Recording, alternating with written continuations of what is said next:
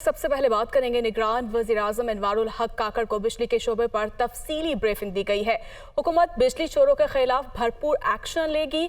तकसीम car company के नुकसानात में कमी के लिए मौसर इकदाम किए जाएंगे। मजीद भी कहा कि बिजली के नदहिंदगान और बिजली चोरों के खिलाफ कार्रवाई में किसी किस्म की रियायत ना बरती जाए।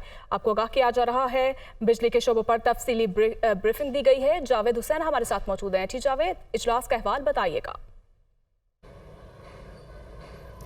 जी देखें, अहम इजलास था और तवानाई की बचत और तवानाई के हवाले से तफसीली ब्रीफिंग जो है वो वज़ीर-ए-आज़म को दी गई है, जिसमें निगरान वज़ीर बिजली जो है मोहम्मद अली और इसी के साथ साथ मुशीर आहद चीमा और दीगर जो वजारत के हुकाम थे वो मौजूद थे, जिन्होंने जो बिजली की पैदावार है और इस्तेदाद कार है और एक साल में जो इस्तेदाद कार है बिजली की और इसी के साथ साथ जो लाइन लॉसेस हैं उस पर भी तमाम तर इशारे पेश किए और ख़ास तौर पर वो लाइन लॉसेस के साथ साथ जो रकम वसूल की जाती है बिजली की मद में, उस हवाले से भी ब्रीफिंग में बताया गया।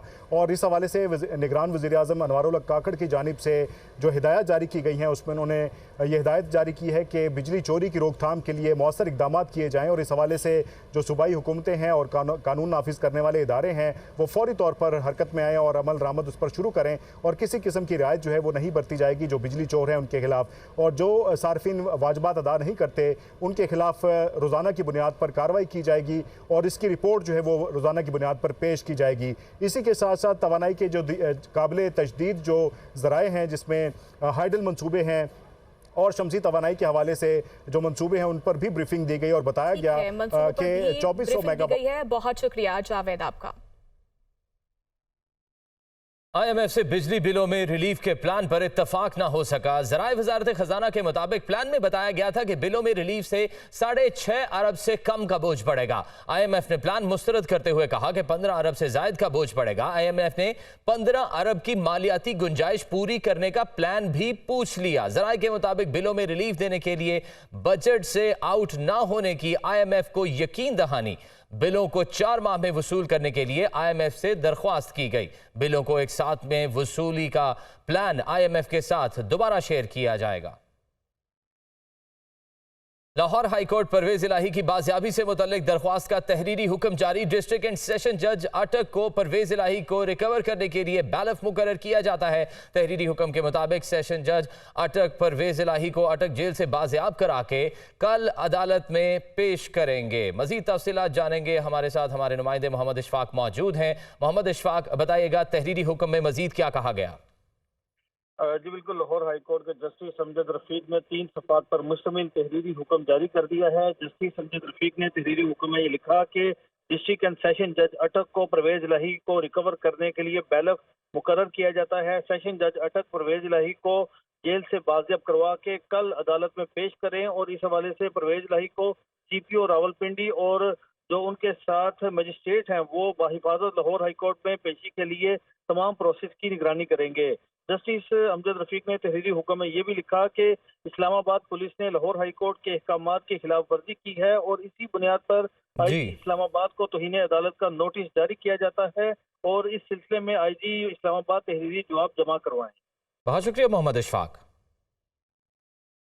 नवाज शरीफ से मुलाकात के लिए हसन नवाज के दफ्तर पहुंच गए हैं। नवाज शरीफ की पाकिस्तान वापसी के हवाले से मुस्लिम लीग नून का अहम इजलास।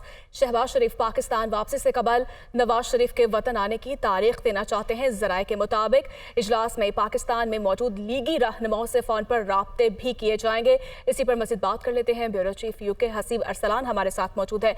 हसीब, बताएगा इजलास में क्या अहम फैसले किए जाएंगे?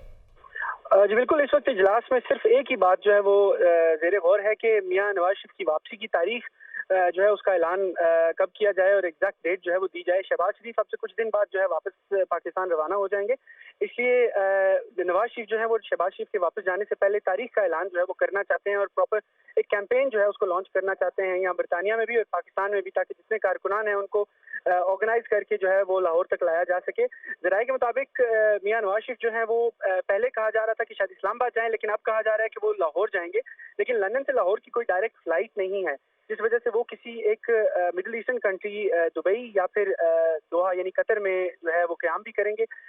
अभी वो कितना लंबा क़याम होगा इस बारे में कुछ कहा नहीं जा सकता, लेकिन तवक्को ये की जा रही है कि इस मीटिंग के बाद जो है आज या कल एग्जैक्ट डेट जो है उसका ऐलान भी कर दिया जाएगा। जी ठीक है, बहुत शुक्रिया आपका।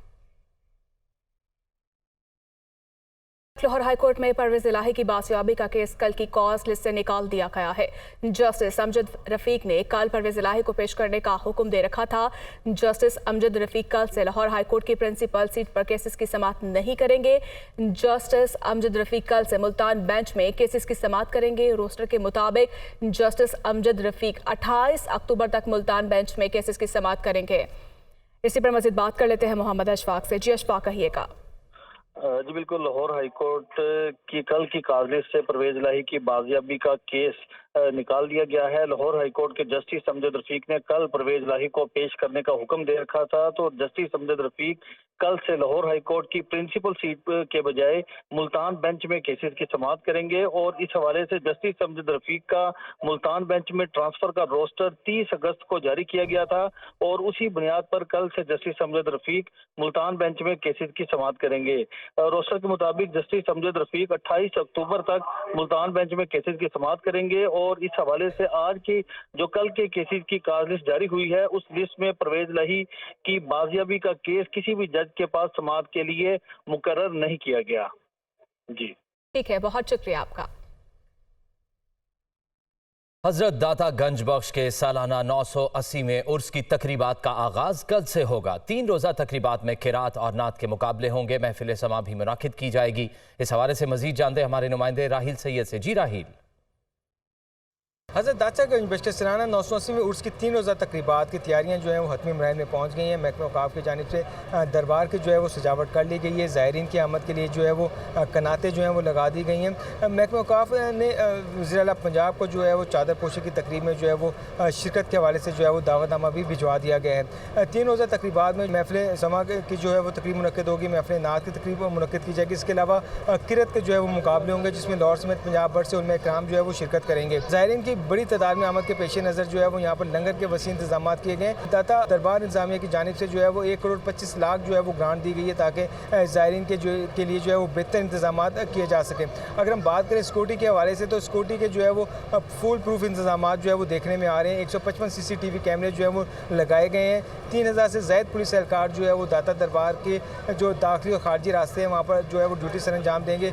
SP और DSP जो हजरात हैं, जो अफसरान हैं, वो जो है वो इस मौके पर जो है वो अपनी खिदमत जो है वो सर अंजाम देंगे।